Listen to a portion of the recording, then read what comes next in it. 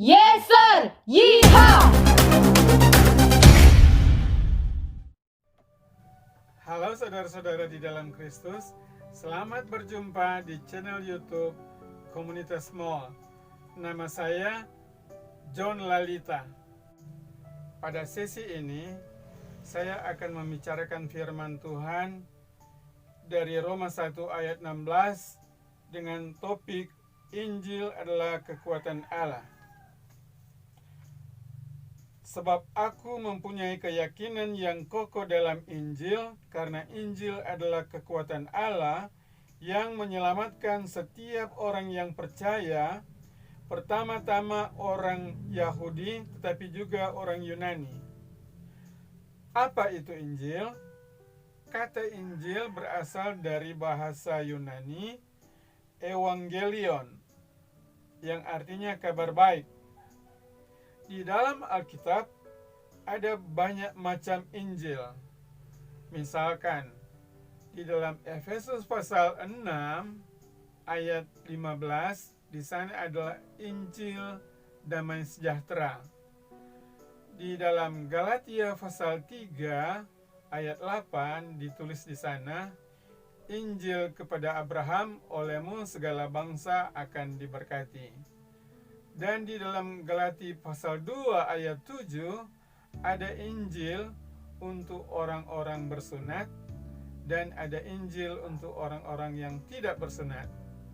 Di dalam Kisah pasal 20, Kisah para Rasul pasal 20 ayat 24 ada Injil kasih karunia Allah.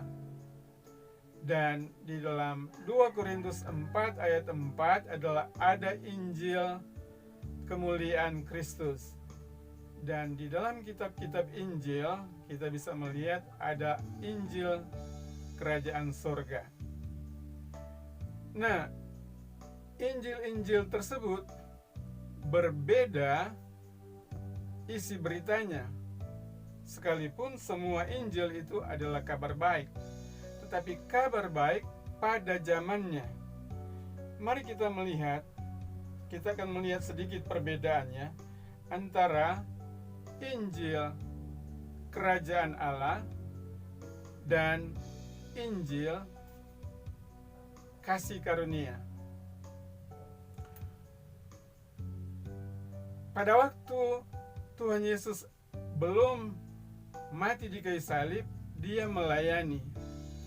Dan selama dia melayani di bumi, kalau kita baca dalam Matius pasal 4 ayat 23, ia berkeliling ke seluruh Galilea sambil memberitakan Injil kerajaan surga atau kerajaan Allah, sambil melenyapkan segala penyakit dan kelemahan. Dan di dalam Matius pasal 9 ayat 35 dikatakan Tuhan Yesus pergi ke semua kota dan ke semua desa sambil memberitakan Injil kerajaan sorga dan melenyapkan segala penyakit dan kelemahan.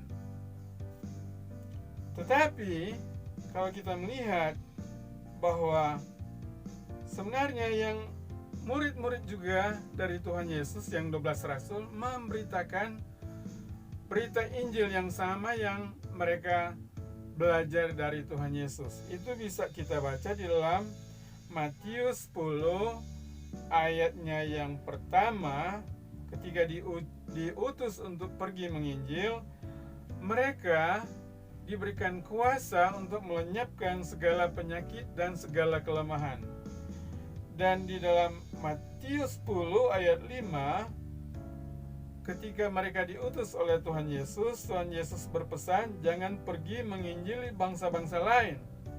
Bahkan jangan menginjili orang-orang Samaria yang sebenarnya adalah juga keturunan campuran dari orang-orang Israel. Dan juga Yohanes Pembaptis juga memberitakan Injil yang sama, yaitu Injil kerajaan sorga. Dia berkhotbah di Matius pasal 3 ayat 2. Dia mengatakan bertobatlah sebab kerajaan surga sudah dekat. Jadi kita melihat di sepanjang kitab Injil Matius, Markus, Lukas, Yohanes, Injil yang diberitakan di sana adalah Injil Kerajaan Surga atau Injil Kerajaan Allah. Nah, Injil-Injil yang diberitakan pada masa itu oleh Tuhan Yesus dan 12 rasul serta Yohanes Pembaptis tidak membicarakan Tuhan Yesus sudah mati di kayu salib karena dosa-dosa kita. Itu berbeda dengan Injil kasih karunia yang diajarkan oleh Tuhan Yesus dari sorga kepada Paulus.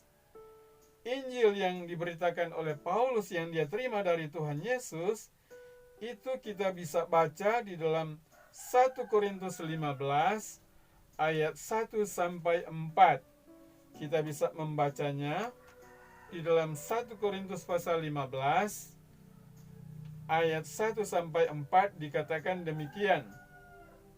Dan sekarang saudara-saudara, aku mau mengingatkan kamu kepada Injil yang aku beritakan kepadamu dan yang kamu terima dan yang di dalamnya kamu teguh berdiri.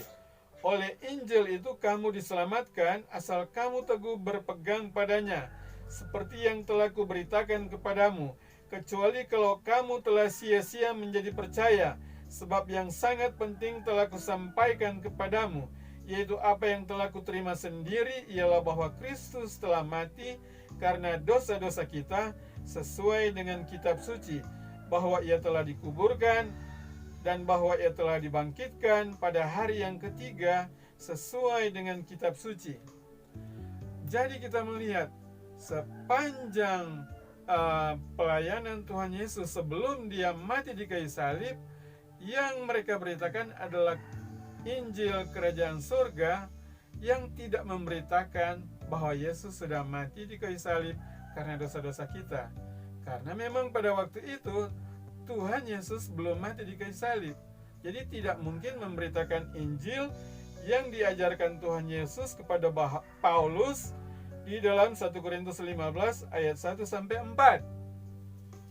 Nah, kita selanjutnya melihat dalam bacaan kita yang telah kita baca, dikatakan bahwa Injil adalah kekuatan Allah. Memang setiap Injil adalah kekuatan Allah pada masanya. Tetapi pada masa ini kita memberitakan Injil kasih karunia yang diajarkan oleh Allah kepada Paulus, dan kita terima itu melalui surat-surat Paulus yang mengajarkan bahwa Kristus telah mati karena dosa-dosa kita dan dia telah dikuburkan dan bahwa ia telah dibangkitkan pada hari yang ketiga sesuai dengan kitab suci. Jadi kita lihat ada beda antara Injil yang diberitakan oleh Yesus pada masa pelayanannya di bumi sebelum dia mati dengan Injil yang diajarkan oleh Yesus kepada Paulus yang kita beritakan sekarang. Nah, Paulus mengatakan begini, jadilah pengikutku sama seperti aku juga menjadi pengikut Kristus. Nah, kalau kita mengikuti ajaran Paulus yang dia terima dari Tuhan Yesus, itu Paulus mengatakan, jadilah pengikutku sama seperti aku juga menjadi pengikut Kristus. Jadi kalau kita memberitakan ajaran, yaitu Injil kasih karunia yang diajarkan oleh Paulus, berarti kita bukan hanya mengikuti Paulus, tapi kita juga menjadi pengikut Kristus. Kenapa ini sangat penting?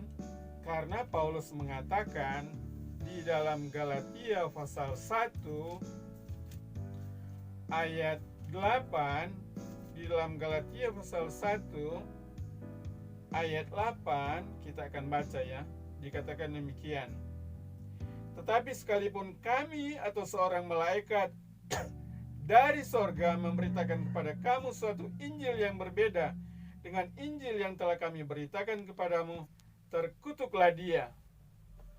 Jadi pada saat ini kalau kita memberitakan Injil yang lain yang telah kita dengar tadi, misalkan Injil kerajaan, kita sampaikan atau Injil kepada Abraham bahwa olehnya segala bangsa akan diberkati, itu di dalam Galatia 3 ayat 8 dan lain-lain, maka itu tidak ada kekuatan Allah. Karena kekuatan Allah itulah yang menyelamatkan kita. Itulah yang mengubahkan hati kita. Itulah yang menolong kita bertumbuh dalam iman. Tetapi kalau kita memberitakan Injil lain, memang Injil itu pada masa itu adalah kekuatan Allah. Tetapi sekarang kalau kita memberitakan Injil yang diberitakan oleh Tuhan Yesus dan 12 Rasul pada masa kitab-kitab Matius, Markus, Lukas, Yohanes, maka orang tidak akan diselamatkan. Orang tidak akan diberkati. Dan mereka tidak akan menjadi anak Allah. Sekarang ini orang akan diberkati melalui Injil kasih karunia yang isinya telah kita dengarkan tadi, bahwa Kristus telah mati karena dosa-dosa kita, dan bahwa Ia telah dikuburkan, dan bahwa Ia telah dibangkitkan pada hari yang ketiga sesuai dengan kitab suci. Nah, kalau begitu, kenapa Injil yang disampaikan oleh Paulus itu adalah kekuatan Allah?